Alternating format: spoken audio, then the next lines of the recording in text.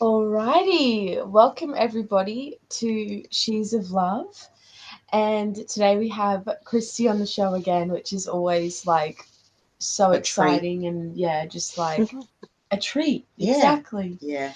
And we're talking, I'm very excited about today's topic because Yeah, we're me talking too. about the Camino. We are. And for all the travelers or aspiring travelers or hikers and nature lovers, like I This feel is like for you. yeah, you're just gonna love this. Even So if you're not, it's going to be exciting and yeah, terrifying, all the things. yeah. A So good story, let's put it that Very way. good. yeah, I'll hand the mic right over to you, Kristy, and let you start with The beginning. the beginning because you hiked the Camino. I think a few. How many was it? 2 years ago? Well, there's more than one path. Yeah. I started my first journey I walked out on the 4th of June last year, and Yeah. I've done 4 trails, and I'm going back next year for a fifth. Yeah, Wow. yeah, it's And beautiful. when you went when you left, Mm,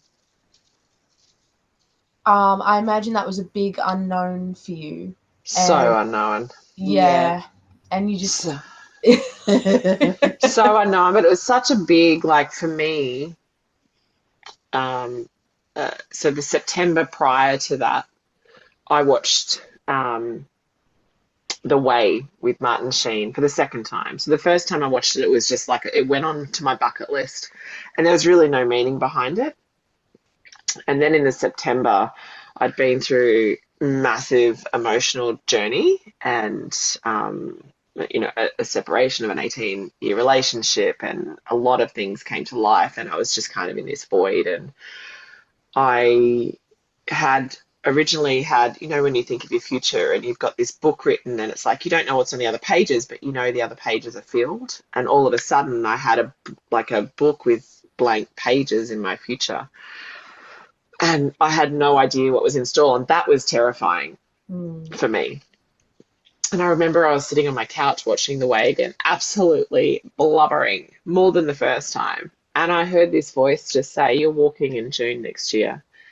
And I was like, okay, I didn't question it, like it just was. And, I went to Europe for my first solo trip for 3 months at the end of that year. And when people are like, because I've got lots of friends in Europe, they're like, "Oh, when will we see you again?" I'm like, "I'm back in June to walk the Camino." Like it just, there was no, and they're like, "What?" And I actually never questioned it. yeah. And the more I spoke about it with people, people are like, "Who are you? Like, how far is it?" I'm like, it's like nearly 900 kilometers across, a little bit of France and all across the top of Spain. And everyone was like, "Who are you going with? Is it a tour group?" I'm like, "No, I'm Mm, going by myself. I'm just going to turn up and start walking." And I recognize now that there was so much fear in other people, and not once did I have fear. Like for me, there was such a deep mm, trust that it was whatever was going to happen and unfold there was meant for me, and I just trusted the process. But that didn't stop people that love and care about me be like they couldn't comprehend me walking 900 kilometers by myself in a country that I didn't know. And the Camino isn't that well known. It's becoming more well known because of the movies, and there's books about it now. And it is a pilgrimage. And for me, I'm not religious, so it wasn't a religious pilgrimage for me. It was my own pilgrimage. And yeah. what I didn't know then was it was me really truly coming home to myself and realizing, material things don't matter. I could literally live with, a backpack on my back and survive life. Like, I walked for, in total, I think it was about 55 days because I didn't just do the one Camino. By the time I finished, I'd done 2 other tracks. So I was walking for 55 days. It was literally just me and my backpack and what was in it. Mm, and all of the revelations that happened along the way. I remember, there was a time, and lots of people walk the Camino, so you're not actually walking alone. I mean, you don't walk in groups, but you are alone, but you are never alone. Mm. And there's lots of conversations. There's like really a handful of core questions that everyone asks when you bump into somebody along the way. And you might walk with them for a minute, you might walk with them for a day, and you might even walk the whole entire journey with them. I like to walk by myself, so I had like little chats along the way and just did my thing. And the first question was, where did you start from? And anyone that said from St. John Pied de Port, you knew that they were walking with something. Like, you don't walk 900 kilometers for no reason at all. Like, I mean, I am next year because I just love it now, but I know too that along the way there's going to be something for me again. Mm. The next question was, why are you walking?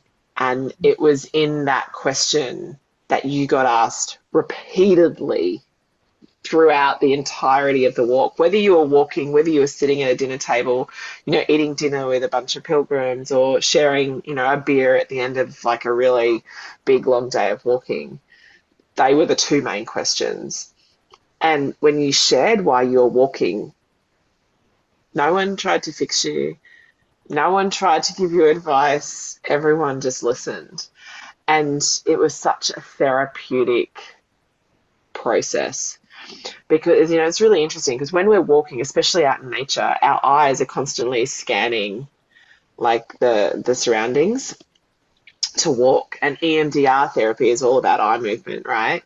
So we are literally talking about our problems and why we're walking and using a natural form of therapy. And if I recall correctly, EMDR therapy the therapist that created it actually discovered it while she was walking and had this realization of what was happening. And that's where the roots of EMDR came from. So yes, EMDR therapy was created by someone and labeled by someone, but it's something we've been doing for years. Like, you hear about the term go walkabout. You don't have to be of any sort of origin to say I'm going to go walkabout. Like, that to me was going walkabout. I literally just left on my own, and my journey was a soulful one. It was for me. It was for nobody else. And at some point, I reckon it was, I was maybe 2 weeks in, I had a realization. I had no idea what day of the week it was. Like, how you go, oh, what day is it? And you can reference a conversation or something you did that was in your calendar on a certain day, and you're like, okay, it's 2 days later, so it's Thursday.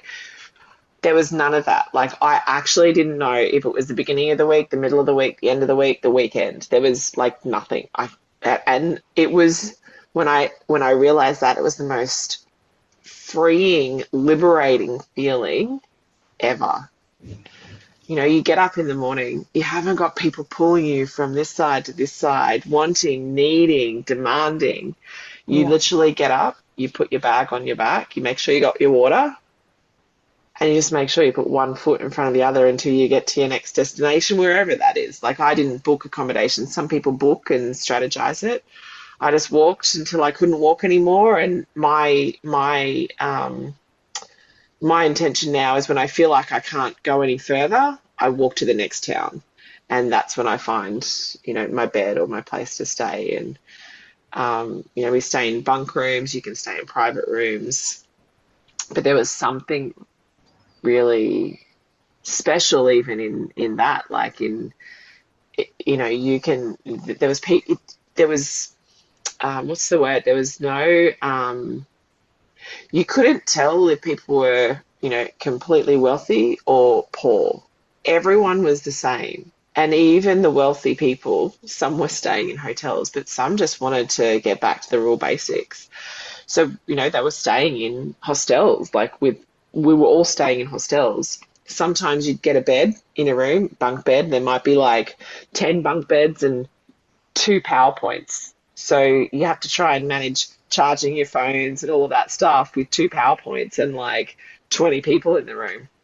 And then others, you would have like a PowerPoint in your sort of bed space, Yeah. you'd have a little board to put your phone up on, like a charger station, a USB station, a little light, and you might even have like a curtain that pulls across.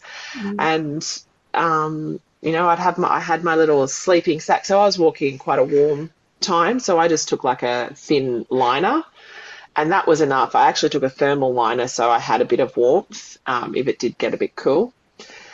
And I remember I'd actually got to Santiago and I decided to walk on to, I'd sort of already decided to walk on to Finisterre, which is the end of the world. It's apparently where the Romans got when they crusaded, and they got to this point, they were like, oh my God, we're at the end of the world. We need to turn around and go back now. And that's how Finisterre apparently got its name. I don't know if that's true or not, but that was one of the stories that I heard over there. And I remember I was 2 days out of Santiago. I had 2 days left to go to Finisterre. And I went into this albergue, which is a hostel for pilgrims. So they're not travel backpackers. You can only stay there if you have a pilgrim passport. You get that stamped along the way. And I remember my feet were so sore. I was so done walking. I'd started becoming really emotional. I was like, I don't want to walk anymore. Like, I am so done. And I walked in. The lady took me up to my bed, and I laid on my bed, and she walked over with this big fluffy doona. And I was like, I put it on me and I pulled it up over my head and I just cried because I hadn't had a doona the whole time I'd been there. I was like, oh my God, this is so beautiful. So when you get like a lot of the time it's just bare basics. But when you had nights where you had these extra little, we called them luxuries, right? You would walk into a place like that today and have it, and it wouldn't be a luxury. But when you're walking and you've got the bare basics and you just have this, it's like the best thing in the world. Like, who would have thought a doona could have brought me to tears? And I could have been so, I was going to be so grateful for just experiencing the weight of it and the comfort that it brought me in that moment. So, apart from the journey and the transformation, there's this beauty of just coming back and learning to appreciate life and realizing we don't need all the things. In fact, having all the things is what weighs us down.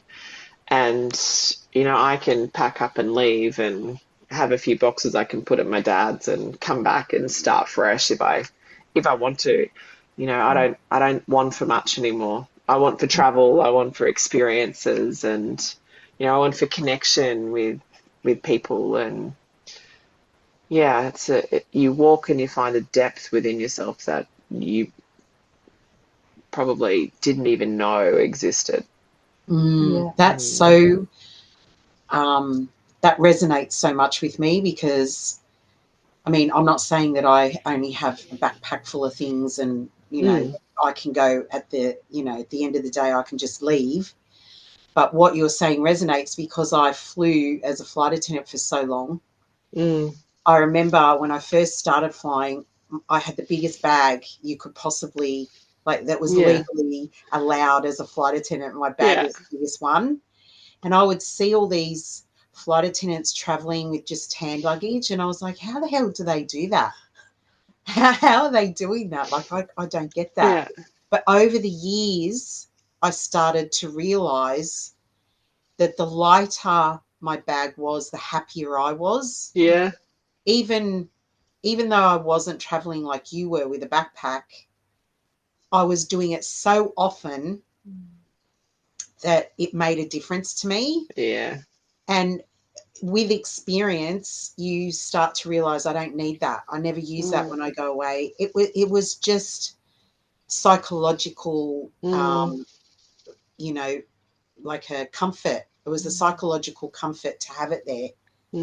But I didn't need to have it there. So over the years, I just kept getting rid of stuff. And eventually I was just traveling with my wheelie bag and I didn't even have a luggage to put underneath. And it was just so freeing Mm. to know, oh, I don't have this big bag that I have to carry around with me and trudge around with me. Yeah. So, yeah, it resonates with me what you're saying, because of that kind of stuff when you're taking it with you everywhere. Mm-hmm. After a while, you're just like, oh my God, this is so laborious. Yeah. I just You want to know, get rid of it. yeah.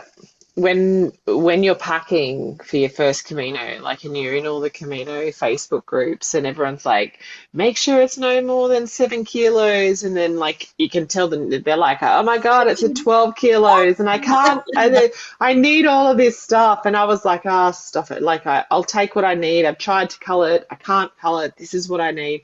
Man, I even packed my Oracle card deck. Like I was like, I have to take them, right? Who takes that Oracle card deck? Like in my brain, I felt like I needed to take that. And what happened, because if you can get it moved from place to place for like €6, I think it's €8 now, a day, and they take it to wherever you're going to. But I didn't want that. That wasn't my experience. And if that's someone's experience, so the Camino, that's perfectly fine. Like there's no rules and regulations. You walk your walk and you'll always receive what you need to receive. For me, I wanted to carry my bag. Most other people want to carry their bags. And it also meant that I didn't have to go to the place that was there. If I needed to stop sooner, I could stop sooner. If I wanted to keep walking, I could keep walking. And over time, I was like, yeah, this bag is getting a bit heavy.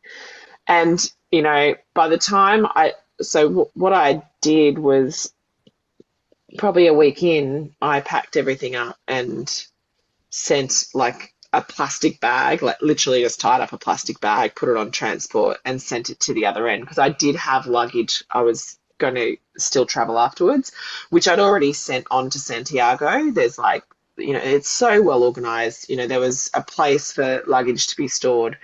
I sent it on with transport. When I tied up my first bag, I sent that on, and then I got about another week in, and I was like, right, I'm done. Half this stuff I haven't even used, I haven't worn, and it was it. Like I literally wear, like I take 2 leggings, I take 2 shirts, and I have a dress, like a really thin dress that when I wash everything, so I washed every second day, and people were like washing my hand, and I'm like, yeah, okay, no, that's not for me. I'm using the washing machine. So I'd rally everyone together and go, who wants to wash? It's like, €4 to wash and €4 to dry. But, most people have like 2 sets of clothes. So you could get, a good handful of people that want to throw their clothes in, wash it, dry it. And I do that. It cost me nothing. I just organise it all. Friends like put in, and we're all washing. We've all got clean, dry clothes, and I just wear this thin dress. I had a pair of Tevas, I had my shoes, and I had. Oh no, your audio just cut out. My audio. Oh, it's you're back. Yeah. Okay, good. Yeah. So I took my towel. And just toiletries. Even my toiletries I culled. Yeah. So I actually didn't, I had shampoo, I had conditioner, I had soap. I noticed that everywhere I went had soap. And I'd actually had because my hair goes frizzy. Before I left, I had my hair keratin straightened. So all I needed to do was wash, and it was already silky smooth and dried straight.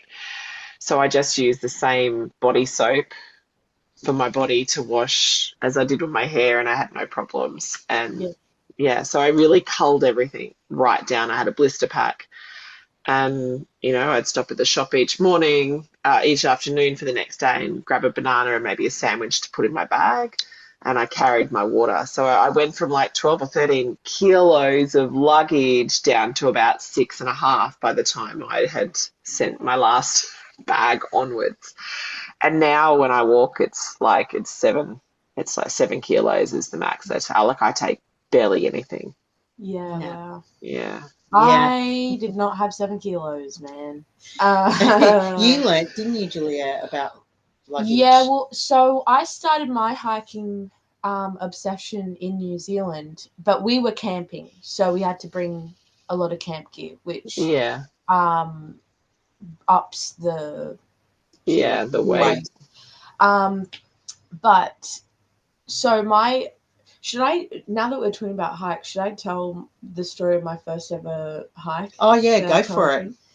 Because I had a kind of similar experience. So I'd only done, for those familiar with like Australia, there's this thing called Duke of Ed in school, and it's like you go with your school on a little hike, and it's usually only 2-3 days. And I went on a 2-day hike, and I actually hated it when I think I was probably 14, 15 at the time. I hated walking. Oh, it was horrible. I vomited. I got heat stroke. I had to also hike with a bunch of other kids that didn't care about like me or like would laugh at me when I was vomiting. So that's Australians for you, babe. That's Aussie kids. So yeah, I didn't really like, but I loved nature, and I knew I loved nature. And so when I was told, by my friends, like I was invited on this trip, and they were like, "Yeah, we're doing hiking and camping." Like, were you I scared? knew I loved camping, and I was like, "Yeah, I was excited. I wasn't scared. I was like, I'm sure it will be fine." Like it's been many years. I'm a bit more, like well versed in life. I'll be fine. I'll figure it out. And the first hike that we did was called Tongariro, and it's up a bloody volcano. And this one was not an overnight one. But it took us 10 hours. It's like 20 something kilometers. And it's over a kilometer in elevation, less than halfway through. You go right up the side of the volcano, and you just literally, there's a part where you go back down and you're scrambling down like loose. It's harder going down than up. Yeah, gosh, it was just like insane. I remember I got to the top of the volcano and the view was insane, but I was like, yep, cool. I regret everything. This is not worth it. Get me off this volcano. While I'm watching these people literally falling over, because it's like loose slate that you go down, like literally a pile of pebbles, but for maybe like 500 meters going down. So, and people were falling off. People were like sliding down on their bums, and I'm like, right, I'm not going to think about that. I'm just going to sit up here and enjoy my sandwich for a little bit. And it was cold. I was getting whipped by the wind. And my friend was like crying at the view. She was like, "Oh my God, it's so beautiful." And like they're both from Canada, so they go like hiking up like mountains in their time. And she was also a yoga teacher, so she was like, pretty fit and stuff. And I was not any of those things. Like at that point in my life, I was not fit. I will say that. And then you were okay, Julia. I was fine. No, Not like I'm not fit. saying like I looked fine, but I hadn't hiked. Yeah. Like cardio fit. Yeah, I was not like very fit on the inside. Yeah. And endurance. I get it. I have that now. I didn't when I started either. Yeah. Yeah. So it was just like a really tough mental game for me as well, like, trying not to compare myself to my friends and trying to just enjoy it, but I wasn't enjoying it. And we ended up going, once we got down, it was just through basically a big valley of hiking for, I would say, 10 Ks easily. It took us actually it would be way longer, because it took us like 4 hours. And by the third hour, I was just crying. I was like, when is this going to end? I'm so done. Like, this is horrible. And then we had to do it again a few weeks later at a different hike. and I was getting a bit like Scared. because this hike was a 6-day hike, and I had packed so much food, it was insane. I packed probably a lot of stuff. I think I've brought oracle cards to a hike before. I'm not gonna lie. They went on to Santiago. They didn't stay in my bag the whole way. I was like, what was I thinking? I think I left them in the car, but I definitely brought something. I definitely brought my oracle cards with me to New Zealand. So yeah, I went as light as I could go, but I remember it ended up being like 15 kilos. Yeah. And yeah, it was a lot, but I had my shoes were way too small, so I got really bad blisters. There was one blister that I got where it was 3 blisters layered on one. Oh yeah, well, I know them. Yeah, it was horrible. But I met this lovely lady. She was she was just gone through a divorce. All of her kids are old enough now and were like in uni living by herself. So it was the first time in her life that she was free to go do something. So she did 2 days of this trail. And she was an interesting character. I love her so much, but she would just talk and talk and talk and talk and talk and like not stop. So we would like be happy to chat, but after 30 minutes we'd be like, all right, well, we're gonna go ahead, lovely to meet you. And then she met us up at the next campsite, and I was talking about my feet, and this lady pulled out a nail kit out of her bag with like all the like threads and stuff, and like the razors for like ingrown hairs, you know what I'm talking about? Like, yeah. And so she like tweezes everything to clean up to deal with my blisters, because I had a first aid kit, but it was to prevent blisters or tape over them. Yeah. And once you have blisters of my scale, it's just like So on the Camino so in a blister kit, because when you walk that far, it's your first aid kit is really a blister kit, because that's the thing that's gonna. There's other things in there, but that's like the essentials. And a needle and thread is actually one of the things you put in there. So when you have a blister, you put the needle through to pull the thread through, and then you tie a knot in the thread. And what that does is because when a blister pops, it kind of just bubbles back up. Fills back up again.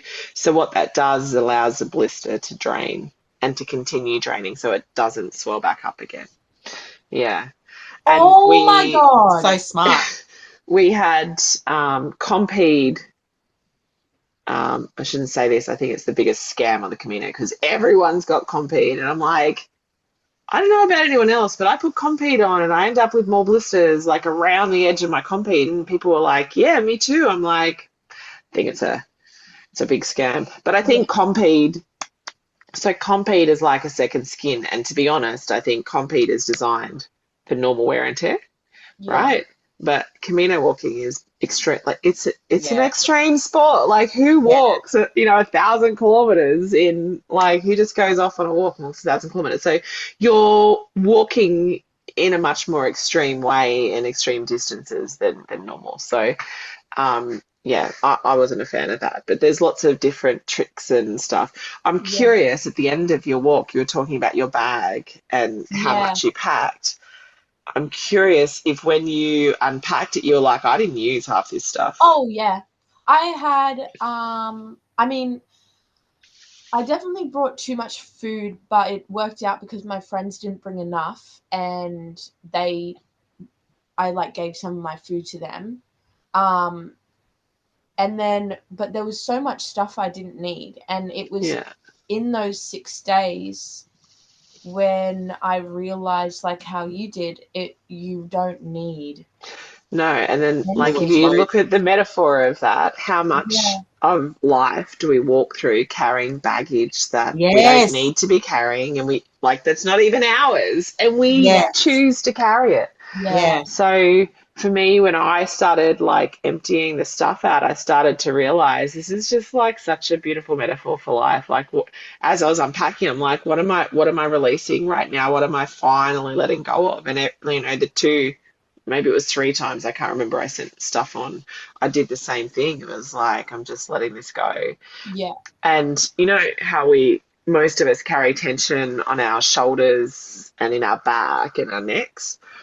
Carrying my backpack has completely, I don't carry tension in my back anymore. Whenever I go for a hike, if I've started to get a little bit of tension, it Yeah. just releases it again. And I don't think it's the bag. I think it's just the fact that when you walk, you let go of everything, right? Yeah. And when you're relaxed, your jaw relaxes and, your teeth unclench and you're just with life. I fully resonate with that because I had one last hike after this 6-day hike. The 6-day hike was, I mean, it was beautiful and I really enjoyed it, but it was really, really hard. I had mountains to climb with my friendships as well. And we were we were arguing and like it was a big thing. And I was really scared for this next big hike. And it was, for anyone familiar with it, it's called Root Burn and it's like one of the harder hikes in New Zealand.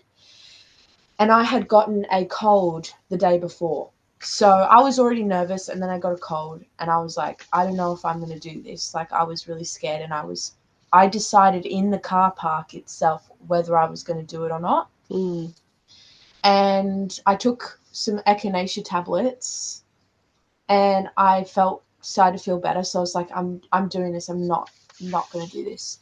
And it was through Root Burn that I fell in love with hiking. And it was like the most insane.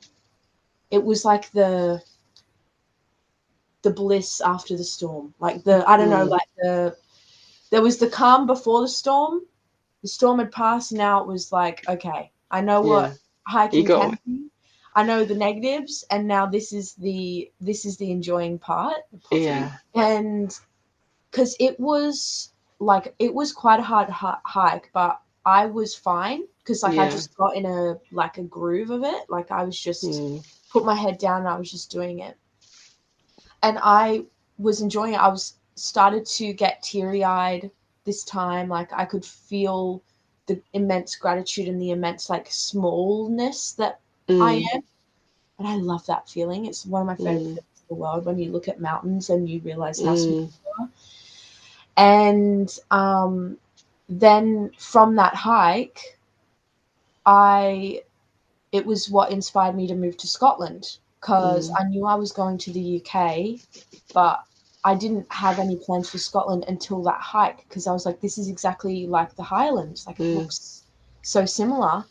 So that hike is what inspired me to go to Scotland. And then when I was living in Scotland, everything ramped up with hiking. Like I went hiking on my weekends, on my days off, because I had access to it.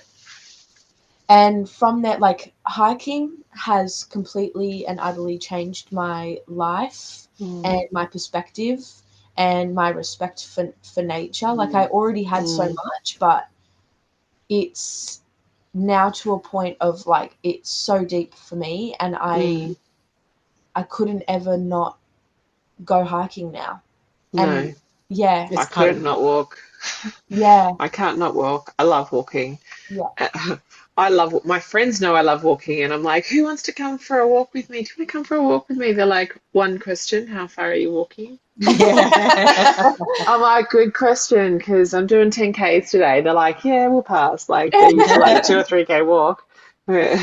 No, you go have your walk, Kristy. I'm like, cool, that's good. But before I walked, I didn't walk.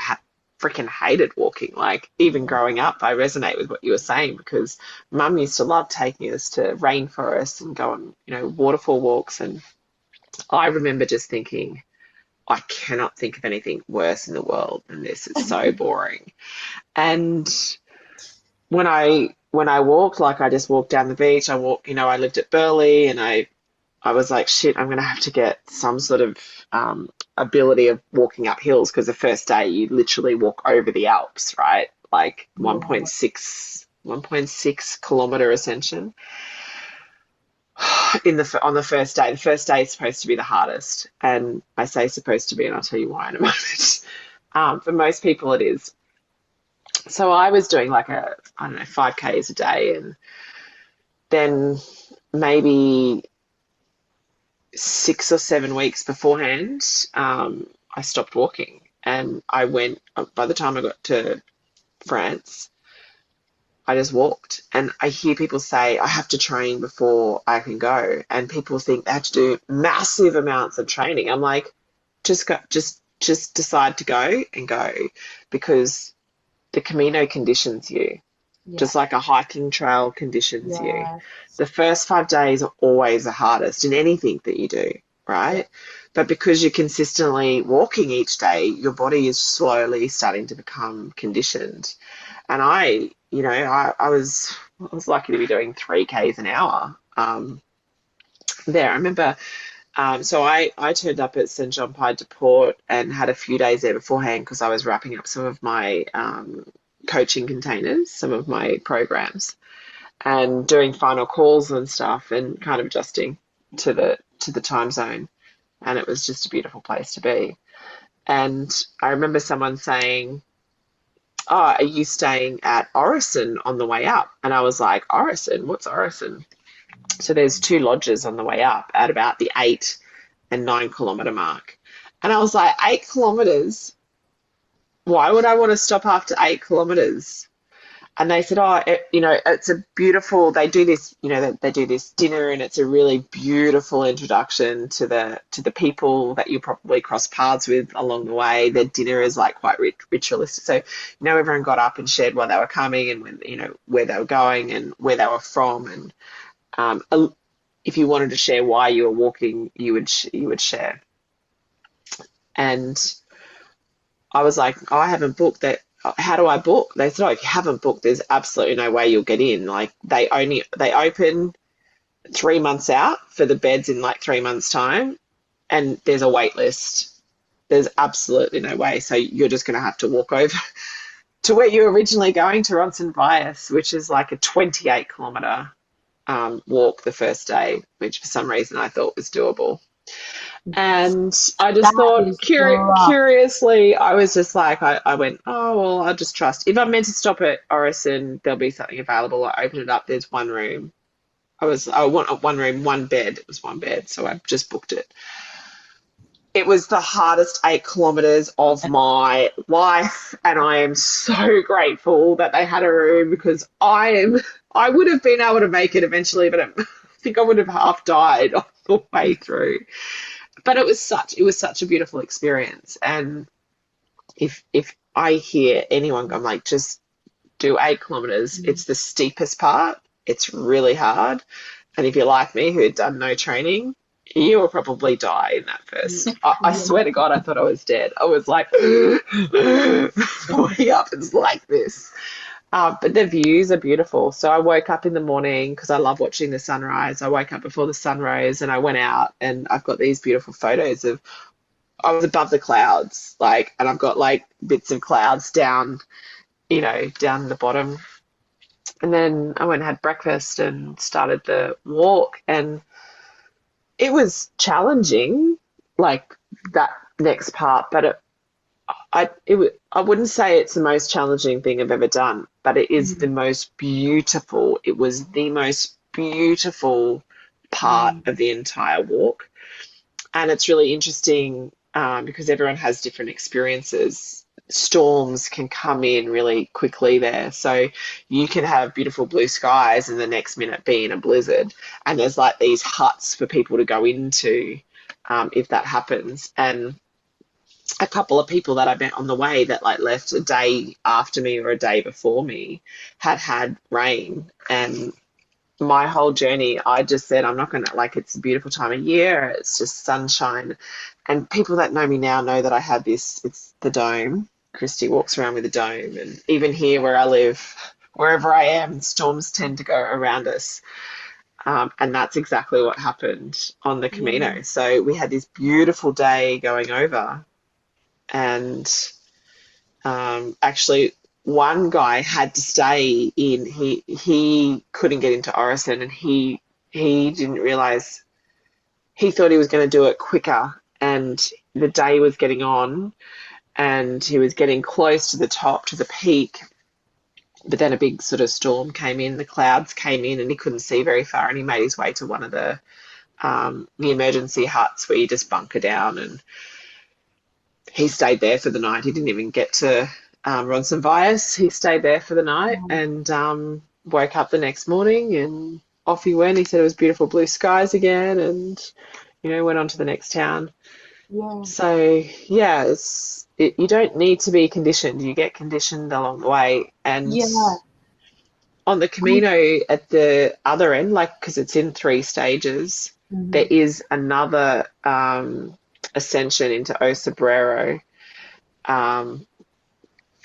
where it's a higher ascension even than that first day, and it's a tougher trail, but it's not as hard because you've walked for like 3 or 4 weeks, depending on how fast and how far you walk.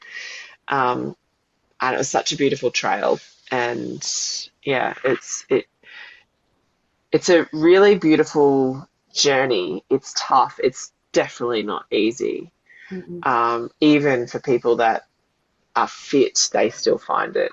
They can still find it quite challenging, not just for the fitness, but the mind, and the body does get tired. You are walking. I was walking 20 to 30 k's a day, so that 900 kilometers I did in 31. I think it was 31 days. Yeah. I found myself in a group. We didn't walk together. We kind of just knew where we were all going to and made our way out. I always left super early in the morning before everyone got up, just because I like the sunrise. And they were like fit high achievers, so they would always pass me like mid-morning, and we would meet at the other place. But I think because we had you have like a Camino family usually, and you don't stop at the same place all the time, but you sort of tend to communicate through WhatsApp and see where everyone's at. And it's kind of like a little support group. And I'm still friends with people. Like we're still very close, because you are, like I said, moving through quite a deep, like everyone that started at St. John is moving through something. And even people that said they weren't, like there was mothers and partners. So mothers, I'm just walking because my daughters, they've just finished school and they really wanted to do this walk, and I'm just walking with them to make sure that, they're safe. And they're like, so that's all I'm walking for. And I'm like, Sure. okay. No mother does that. No. So I was like, how much of your journey is all about letting go of like the little puppet strings? And then partners that were like, oh yeah, my partner just wanted to, my husband or my wife was, she's moving through a deep time, and, she wanted to walk, and there's like this protection of not trusting, but then they realize they're not trusting themselves in things in life, and they have like this big epiphany as they're walking. So yeah, there's something, anyone that walks is called to walk. You feel it here. And it is scary for a lot of people. A lot of people in the groups that I see on the, like in the Facebook chats, are like, I really want to do it, but I'm so scared to walk alone. And I'm like, don't let that stop you. You will not walk alone. Like there's like something like, I don't know if it was like 8 or 900,000 people that walked it last year. Yeah, like, wow. That's a lot of people that are walking. And I mean, at certain times of the year, it almost feels like it's quite crowded. Yeah. I don't walk then. I walk usually May, June, or I go, and I think this year, are we in this year? Yeah, it was this year. I went to Notre Dame Cathedral, which is in the sort of southeast of France. Close to Lyon? I can't remember, but it's like 800 kilometers to St. John. So I started there and made my way through to Castro Giraz, where I had an injury and I've been walking with a stress fracture for 4 weeks, but Wow. I as you remember do. that. I remember that. As you do. It's like I was moving through another time of my life and processing as well, and the pain. I felt like the pain was like taking me, like not allowing me to feel, but actually what the pain was doing was bringing me back to my body. And because pain is, we talked about this in the last podcast, pain is the portal, and you can't not face off with those things on the pathway, right? If anything's going to come up, it's going to come up there, and you have the space within you as you're walking just to be with it. And I don't know about you ladies, I walk here, like I've just literally did 10Ks this morning, walked in and got on here with you. I walk and I just, like, that's where I think. And sometimes I feel like I'm blank, and then all of a sudden something will drop in and I'm either processing something or a spark of creativity flows through. And like, that's where all of my thought is, because I'm not feeling I'm not feeling those moments on my phone, on the computer with clients, distracting myself. You just, you can't escape anything when you're walking, really. Yeah. So I was going to say that actually about the conditioning thing, because I like this thought about you need to train before you go. I mean, I maybe hitting the gym a couple, getting consistent with some type of workout routine, maybe if you're really worried about it. I didn't do that. And I mean, it was really hard. I just talked about how hard it was, but you have no choice. When you're on the trail, you have no choice but to go forward, a lot of the time. And at least that's how it feels like in your brain. Like, I guess, you can turn back, but we can always go further than what we think. So I never had a tattoo my whole life. And when I finished those first 3 Caminos in that 55 days, the different trails, I've got a tattoo now, and this tattoo is like the story of the Camino. It's a reminder to me, like it was that impactful that I was like, I need a constant reminder. I don't want to forget what I've learned here. And Altrea, I'll try. I don't know if I'm saying that right. Altreia means you can go further than you think you can. Yes. You can go beyond what you think you can. Your body can take you there. And oh, sorry, you keep going. No, I was going to say that the other piece inside of that is often right when we feel like we want to give up, right on the other side of that is the miracle. And I stopped one day and I was ready to pack it in. I was in tears. I was fucking angry. I was like, I'm done. And I shit you not, sorry if I can't say that, but I like it. This was like, this actually happened. I was like throwing my little tantrum and I was sitting there and I took my bag off and I was like head in hands going, I'm done. I'm so done. And I literally looked up and there's a handwritten sign saying, don't give up just before the miracle. I was like, what? Yeah, dude. And it's true. It was right after that I had my little thing. I got back up, put my bag back on. I started walking, and it was like that next couple of hours I actually had a massive breakthrough. Yeah. And I think also we as humans automatically think so much less of ourselves. And it's only until, like, understanding your true capacity means breaking through what you think your capacity is. Because what you think your capacity is and what your actual capacity is are completely different things.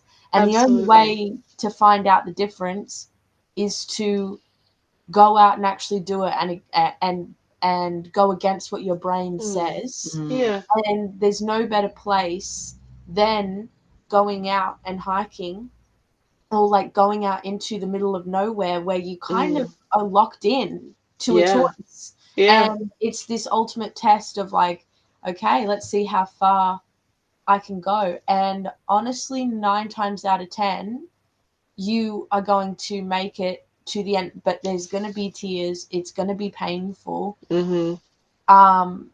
Especially at the start, like it's a massive journey. It's the pain is the portal. That's what pulls us through. That's where the realizations happen. And that capacity, that exactly what you're speaking about, capacity. We're here to build capacity. We're not here to know capacity as our edge and stay inside that. We need stress in our life in a good way, you know? And if we don't have that stress, that challenge, that like pushing yourself, not forcing, but just recognizing that you can go beyond what you think you can. And that is like, if we don't have that, you know, in my breath work, I teach people about this bell curve of stress. And down here, we're stagnant, we're bored, like nothing happens, nothing changes, right? On the other side of it, when we become too stressed, like that's not healthy either, right? But we need to know where, you know, this section is at the top where we feel uncomfortable. You shouldn't be comfortable all the time. We need that uncomfortability. We need that little bit of stress in our life, that challenge. That's what this, to me, that's what the Camino taught me is, you know, if I wanted to stay comfortable, I would just not have walked. And if I went there and thought it was going to be easy, I was kidding myself. But you know, I knew it was going to be uncomfortable. I knew I was going to face things, you know, I knew I was going to get blisters. I knew that I was going to like be sore and aching and tired. But if you don't allow yourself to go up there, you don't build the capacity to create the change that's beyond that. We stay the same. Change and transformation doesn't happen. And walking on that trail really pushed those edges for me in a beautiful way that allowed the transformation not just to happen, not just for me to have the realizations in the inside. I taught myself and my body that I'm safe. And it's when we create that safety in our body and we allow that, you know, that level of stress, change, discomfort in, our behaviors become malleable, they become flexible, and that's when we create the change. And that for me, it, you know, really brought it home on the Camino, just like it did for you, like created all of those changes. Like you went from hating it to loving it, like in 3 hikes. And it's like your experience was different each time. When I walked this year, I knew it was going to be hard. Right? When I got to Finisterre, after I got there and I was like, I'm fucking done. Like, I never want to walk again. Like, that was actually my train of thought. And I was waiting for the clouds to open so I could do this ritual and just be done with it. And I did that, you know, and I made my way back to Santiago. And I was like, I remember I got up from Finisterre. I was walking down to the bus, but I put my backpack on. And I clicked it all in and I was like, I hadn't had my backpack on for 5 days, yet I'd walked like, I don't know how many days it was at this point. And I was like, oh, that feels really nice. Like I felt held and supported and safe. My backpack was with me the whole entire time. Remember, I unloaded all the shit that didn't matter anymore, the stuff that wasn't mine, the stuff I didn't need. And I just had this feeling of, for the first time in my life, true support. And it doesn't make sense. It's a backpack. Why does it feel like home, right? This is when the first time I actually felt home. And I made my way to Santiago and I jumped, you know, I met a friend and we'd had lunch and went back to my apartment and really lush apartment. I'd splurged. I was like, I deserve luxury tonight, a nice bath. Jumped on my phone and I was looking at flights to go meet a friend in the south of Spain. And something just didn't feel right. And the next thing I know, I'm on the bus site. I've just bought a bus ticket to Porto. And I decided I was going to do the coastal route back from Porto in Portugal through the spiritual route and back to Santiago. So, you know, that was another 400 or so kilometers that I added Yeah, because you do. to the journey. And that's when I was like, I just like, I loved it, right? Yeah. Just loved it. And it was hard. It was still hard. I still had my blisters, like, those three, like I walked a total of just under 1,200 Ks, 18, no, more than that, probably about 50, I don't know. It was a lot of, over 1,000 kilometers, a lot of kilometers.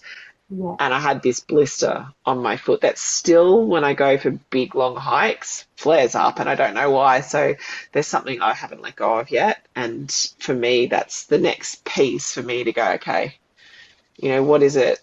How can we let go of that? So the next time we walk, maybe it won't go. Maybe it will flare up again, when I walk next year. But I know that I survived it last time, and I know that I can do the whole walk again with it if it decides it wants to come to fruition. Yeah. But this is how we build strength and resilience. Yeah. So on that note, what are the 3 top pieces of advice you would give someone that's never done it? If they want to do it, Yeah. book your ticket. Just go. And don't take too much stuff. Take whatever you need and let go of it along the way. Yeah, I think, right. when you're in the groups, people get all like antsy-pantsy about all the rules. I'm like, this is your journey. And if you're meant to, if you feel like there's stuff you need, take it. I know and trust that you may just, there's boxes and boxes in albergs where people just go, I don't actually need this ever anymore. I'm not going to send it on. And they just leave it. And, maybe it's hiking gear, maybe it's not, but other people come along and maybe it's something that they need. There's lots of different ways to let go. And yeah, just book your ticket, go. Yeah. It's almost as though all the experience that went before you on that trail is supporting you as you go, because there's boxes to leave things. There's places where you can send your stuff forward. There's all the experience that came before you that's supporting you in your It's been walked for thousands of years, I don't know, thousands, hundreds of years, and like you feel the energy of that. When I walked from Porto, it was a different energy. There was more friends and families walking, but from St. John, most people were walking by themselves. Some people were walking with friends or with a partner, but everyone was walking with something. Whereas from Porto, most people weren't walking with anything. It was just, because it's really like a 10-day walk. It's not like a journey right across the country. So, no, it is in a sense, but it's a shorter one. And I don't want to say that it's worth that the Francis one is far superior. It just, everyone has a different reason for walking, and you get a sense of the essence of the energy on the trail. And for me, the Francis, you could feel it. So it was healing, so healing. And even when I left from this year from Notre Dame, and then walked and then left again from Saint Jean, it was I could feel the different in the transition from the energy.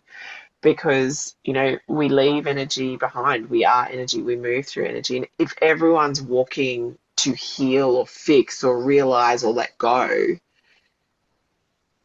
the intentions are there. And I feel like that intention that they're walking with helps to support all of the other walkers that walk along that trail too. You feel it. There's a different depth in the energy of that trail than all the other trails that I've walked so far. Yeah, I get that. Yeah, just go. And just remember that even if you're afraid of being alone, you are never alone. You will walk, if you walk out at a normal time, like 7 or 8 o'clock, not like at 4 or 5, like I usually do, depending on when the sun's up. There'll be people walking out of St. John Pied de Port with you, alongside you, behind you, in front of you. It's not scary at all. It's, people just can't perceive the thought of walking if they don't actually understand that. Yeah. Oh, beautiful. Wow. I've wanted to have this conversation for ages. I know. You didn't disappoint. Thank you And for we that. kind of lead into it in most of our podcasts in some Yeah. way. But, it's been like, for me, it's been transformational for my own life. But what I realize is, I help people through transformations. I give coaches, therapists, practitioners tools like with breathwork to support transformation. And what I recognize is that this, for me, was on my journey, which was quite a big emotional one at the beginning. My world flipped upside down, literally. It has been the biggest transformational tool of my life. Like if anyone says I'm thinking, I'm like, just go, stop thinking, just do it. Yeah. Just do it. Like if everyone could do it once in their life, this is the thing. Like this is the thing to do. Yeah. Yeah. Awesome. Aww. Thank you for your time coming on with us today. Yeah. Yeah, you're Loved welcome. it. Yeah. Yeah. Thank you, everybody, for watching as well. Mhm. And hopefully you'll do Camino now. Yeah. Yeah. If it convince Yeah. you, then Yeah. I'm definitely going to do it at some point. Like Yeah. I when I heard you were doing it, I looked into it a little bit and I was like, yeah, it sounds awesome. So Yeah. Beautiful. yeah, So, Juliet, my advice to you is just choose a date, decide, and make it happen. Once you decide, like when I heard June, and I just was like trusting of that, like I wasn't in a place to go overseas again. Like I'd already planned this other trip, and I was just That going, changed and everything. yeah. the universe, like the energy, everything around me supported me in that decision. So yeah. Oh. All Yeah, right. okay. Alrighty. Another travel plan to the list. Yeah. Thank Big you. love. Bye. Thanks for having Bye. me. See you.